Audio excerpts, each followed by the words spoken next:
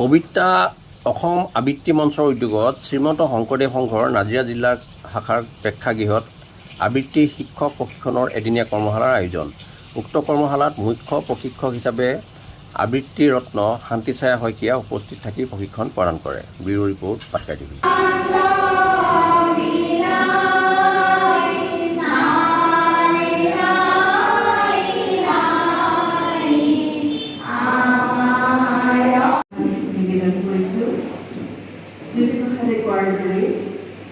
জনতা তোৰ প্ৰাণৰ প্ৰাণ মনৰ মনৰ শিল্পী যে মই লুকাই আছোঁ।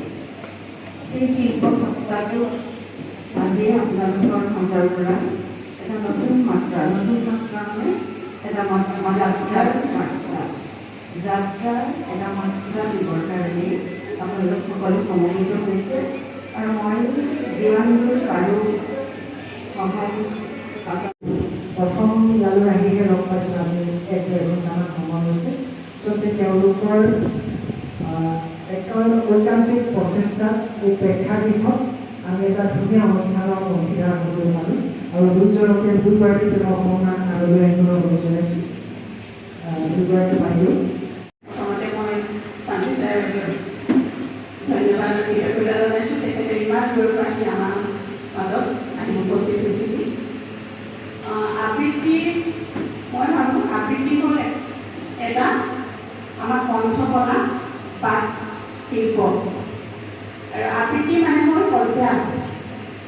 আবৃত্তিটো এটা কবিতা এটা আবৃত্তি কৰিবলৈ হ'লে কবিতাটো সম্পূৰ্ণ মুখস্থ থাকিব লাগিব আৰু আমি এটা কবিতা আবৃত্তি যেতিয়া বাৰে প্ৰতি আমি পঢ়ি যাওঁ তেতিয়া কবিতাটো আমাৰ মুখস্থ হ'ব আৰু আমাৰ ভাষাৰ যিটো শুদ্ধতা স্পষ্টতা সেইটো আহিব। এটা ল'ৰাই যেতিয়া আৰু নিজৰ কণ্ঠটো মানে সুন্দৰ কৰিবলৈ চেষ্টা কৰিব এই আবৃত্তিৰ জৰিয়তে, যেতিয়া এই কবিতাটো আবৃত্তি কৰিব তেতিয়া তেওঁ এটা সুন্দৰ কণ্ঠৰে ভাৱ প্ৰকাশ কৰি